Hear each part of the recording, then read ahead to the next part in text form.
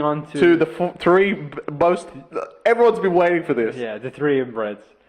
Truly, like, you might have to defend them because they are... Maybe if we look underneath your pants, we'll see Parramatta colours on, blue and yellow, but they're gains, if you want to call them that. Josh Addo-Carr, Dean, Footy Dean. Shout out to Footy Dean. Shout out to Footy Dean.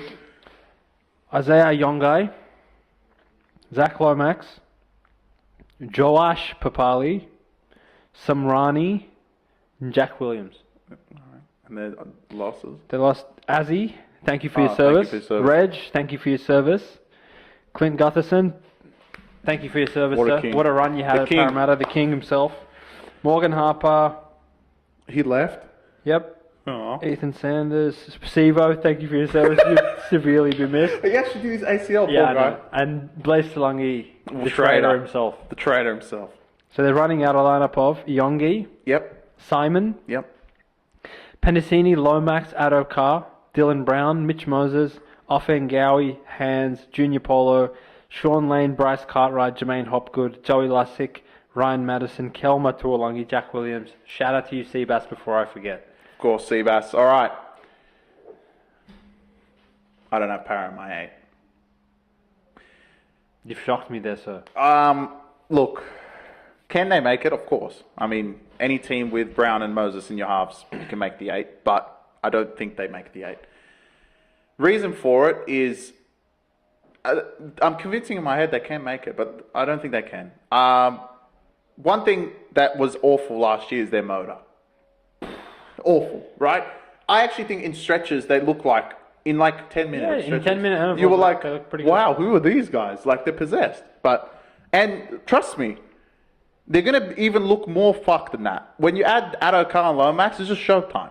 It's like some garbage, right? Lomax is all of a sudden going to give like 3 flick passes and that's it, right?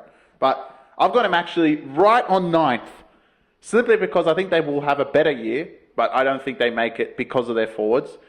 If they have done what I hope Ryles has done, then their motor will be much better.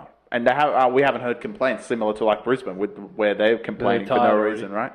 But I don't think they have that. And right now, I think they need 1 year just to stabilize themselves with a bunch of young new players and coach. There's way too many variables on if this is good, if this works. It can all be gone. They could all toss a coin and they'll all be heads, and all of a sudden Parra's in the top 4 because, oh yeah, and what's his name, the fullback?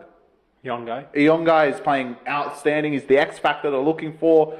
Ryles has this forward pack, fit as a whistle, and all of a sudden they've gone back and forth, and Paulo looks like he can make Origin again, and Moses obviously is still in Origin. That can happen. There's too many ifs. And I think this Parramatta team most likely won't have that. Do I think the Dylan Brown news helps them? I think it does, because Dylan Brown's going to try and prove he wants a contract. He's proven to Knights already that Knights are going to pay like 1.1. Yeah, Knights are going to pay 1.1 million for another one player. But I just don't think Parramatta have what it takes to make the 8. I think on paper they do, but I don't think they'll perform, and we saw that last year. What do you think they're missing? Proof. Can they prove to me that last year was something new? Hard to watch, yeah. I mean, no team with that much talent should have been that bad. Do you like the direction they've gone in terms of getting rid of Gutherson? I think yeah. Because in my mind, getting rid of Gutherson means this year wasn't it anyway. It's kind of an admission of, you know what, like we're going to take more than a year to fix this. Like, if they knew that it was going to be fine, they would have kept him. Yeah, because they would be like, all right, you know what, Gutherson, Lomax, Addo-Carr, we're good. But if you know this year you're not going to make the 8, well, you know, go tooth and nail to make the 8 to end up playing someone like Penrith anyway.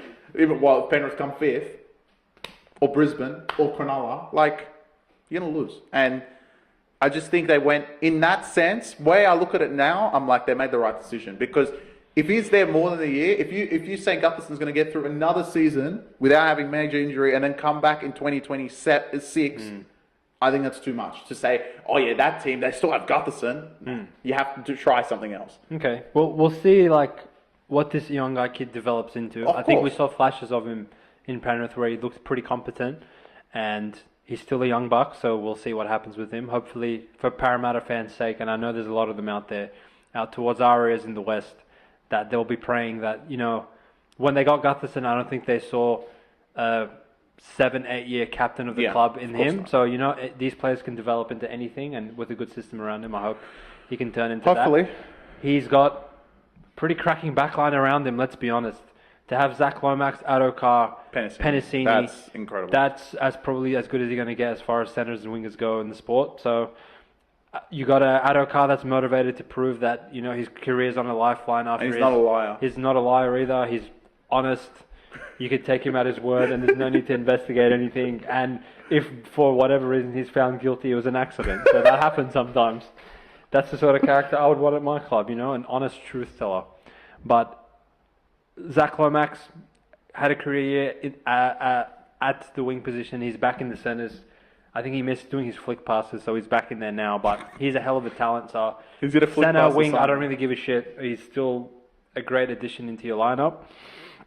Your forwards. Now, this is where it gets interesting for Parra, because truly, Parra had a window of about 2 to 3 years when they had Reed Marnie and they had Isaiah Papali and they had Sean Lane playing as well as he was. They had Paulo, who was a bit younger. Reg was a bit younger. Madison was in form. All these players essentially carried them all the way to a grand final where, unfortunately for Eels fans, they just ran into a complete... Of all the grand finals, that was the most fucked up one that Penrith played. That first 20, they would have legit beaten an all-star lineup of the decade of the NRL. They was that fucked. Now, the window, truly, after last year, wasn't shut. They shut it and they threw the key. They threw the key into the river to never be opened again. And it's going to be a long climb back from the pits of fucking finishing below Titans. That's really bad from UConn's. But it looks like management has accepted that, you know what? Brad Arthur's been good. He's done his job for 10 years. But we want to take a risk of, can we find better? Yeah. Does it always work out for coaches? Absolutely not. Does it work out for clubs? Sometimes it doesn't. Maybe Broncos are... Maybe all this time Kevy was actually a good coach and the players are retarded, and this year they finished 14th, right? But is there a chance that... I think what I respect about Parra's decision-making in terms of really narrowing in on Ryles as the coach was, all right, Brad Arthur, at this point of 10 years of this kind, saying, boys, you've got to do this and that, they don't listen to him. Yeah. Brad Arthur is not an idiot that at halftime, at full time, throughout the entire week was telling them, boys, we've got to tighten it up in the ruck and we can't just mail it in. We can't just mail it in after 15 minutes and just allow teams to walk to our try line. And, even their goal line defense was better than the other years where they would just concede at will. But the ease in which teams were marching down the field was alarming for these cunts, and it really caught up with them towards the end of the season. When they got to the 10, I'd said that the whole year they were actually not bad. So Ryles, I'm sure, has been beating the drum for the entire offseason of we need to get our fitness up, we need to defend, and yada, yada, yada. I like the direction they're taking and the risk they're taking in that aspect. Maybe Ryles ends up being a shithouse coach, and 2 years from now they say, all right, fuck this cunt, we need to pivot again. But at least they're showing us that, look, we're not satisfied with as big of a club we are, and we still have Moses and we still have Brown, that we're fucking with this god-awful, we want to expect better for ourselves. And if it takes a year for us to recalibrate and put ourselves in a position where we can compete in a couple of years' time, we're happy to take that down year. Well, I think that they've taken the initiative. A lot of fans are going to hate them. Probably Seabass hates them because of it. But I think they've literally said this year, this is not our year, we're good. And that's fine, because in my world, I think they've done the right thing. If they had Gutherson still there, you're putting a lot of pressure on Ryles.